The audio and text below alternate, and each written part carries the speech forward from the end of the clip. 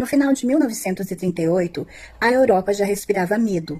A guerra ainda não havia começado oficialmente, mas seu som parecia se aproximar a cada semana. Em Londres, Nicholas Winton levava uma vida confortável.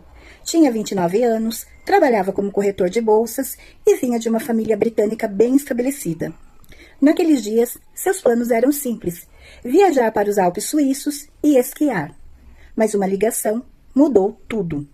Do outro lado da linha estava Martin Blake, um amigo que se encontrava em Praga. Ele não deu muitas explicações. Apenas disse que havia cancelado a viagem e que Nicholas precisava ir até lá imediatamente. Também fez um pedido estranho, que ele não levasse os esquis. Quando Winton chegou à Tchecoslováquia, entendeu o motivo. Não havia férias esperando por ele. Havia frio, fome e desespero. Em campos improvisados, milhares de refugiados tentavam sobreviver depois de fugir da Alemanha e da Áustria.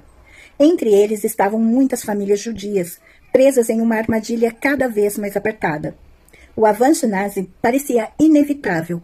As fronteiras estavam se fechando e o tempo estava acabando. Os pais sabiam que talvez não houvesse salvação para eles. Por isso passaram a pedir o impossível a qualquer pessoa que pudesse ouvir: que alguém tirasse seus filhos dali. Nicholas descobriu então uma falha cruel. Crianças refugiadas vindas da Alemanha conseguiam entrar em programas de acolhimento na Grã-Bretanha, mas as crianças presas em Praga não tinham esse caminho. Para elas, não havia operação organizada, não havia plano, não havia saída. Foi nesse vazio que ele decidiu agir. O governo britânico aceitava receber crianças, mas impunha exigências difíceis. Cada uma precisava ter uma família disposta a acolhê-la antes de deixar o continente. Além disso, era necessário pagar uma garantia de 50 libras, uma quantia enorme para a época, como segurança para um possível retorno futuro. Nicholas Winton não era diplomata, não era militar, não comandava uma instituição poderosa. Era apenas um jovem inglês em um hotel diante de uma tragédia grande demais para ser ignorada. Mesmo assim, começou. A mesa do hotel virou seu escritório. Ali ele registrava nomes, idades, fotografias e histórias. Do lado de fora, pais enfrentavam filas na neve para tentar colocar os filhos na lista. Muitos sabiam que assinar aqueles papéis significava abrir mão do último abraço, mas também sabiam que aquela poderia ser a única chance de sobrevivência. Quando precisou voltar a Londres, Winton não abandonou a missão. Durante o dia, trabalhava na bolsa. À noite, escrevia cartas, procurava famílias acolhedoras, pedia dinheiro, pressionava autoridades e publicava anúncios em jornais. Cada criança precisava de documentos, permissões e vistos. Cada atraso podia custar uma vida. E quando a burocracia britânica se tornou lenta demais, ele tomou uma decisão arriscada. Começou a falsificar documentos.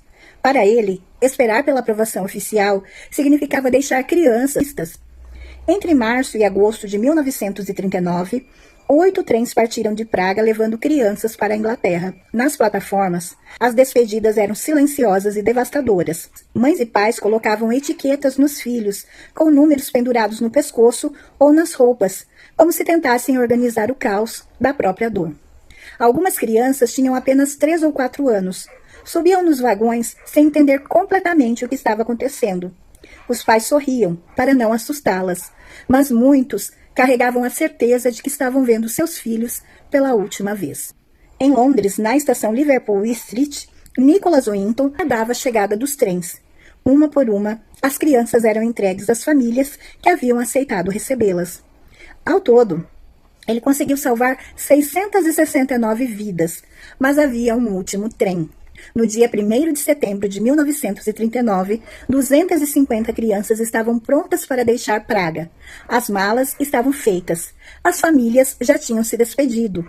Os pequenos já ocupavam seus lugares. Naquele mesmo dia, Bigodinho invadiu a Polônia. A Segunda Guerra Mundial começou. As fronteiras foram fechadas. As ferrovias passaram no controle nazi. E o trem nunca deixou a estação. Quase nenhuma daquelas 250 crianças sobreviveu. Esse fracasso marcou Nicholas Winton pelo resto da vida. Embora ele tivesse salvado centenas de meninos e meninas, ele continuava pensando nos que ficaram para trás.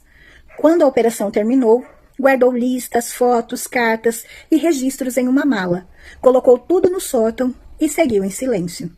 Durante décadas, ninguém soube. Nicholas se casou, teve filhos, envelheceu e viveu como um homem comum. Nem mesmo sua esposa Gretchen conhecia a dimensão do que ele havia feito. Até que, em 1988, ela encontrou uma mala antiga no sótão. Dentro dela estavam nomes de crianças, data de nascimento, carta de pais desesperados, documentos falsificados e provas de uma operação de resgate esquecida pelo próprio homem que a realizou.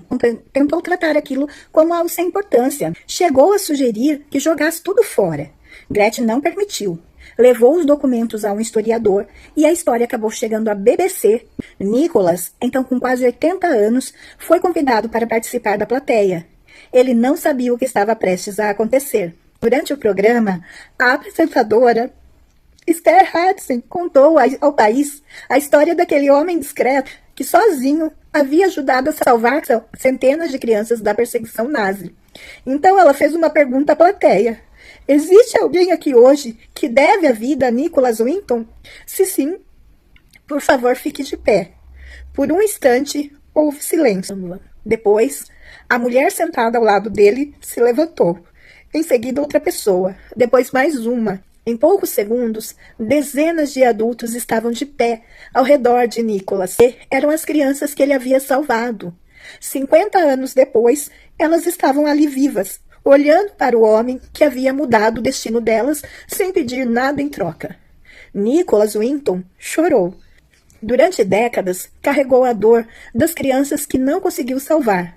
Naquele estúdio, porém, viu diante de si a prova de que sua coragem havia vencido o esquecimento.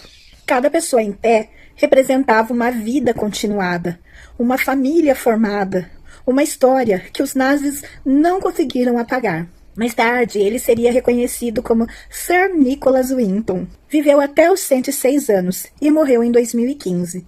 Quando partiu, estimava-se que mais de 6.000 pessoas existiam no mundo, os descendentes das 669 crianças que ele ajudou a salvar. Nicholas Winton nunca se viu como o herói. Talvez por isso sua história seja tão poderosa, porque em um momento em que muitos fecharam os olhos, ele olhou para as crianças condenadas e decidiu que ainda havia tempo para fazer alguma coisa. E nós? Vamos levantar hoje, sair de casa e fazer o bem a alguém? Até o próximo.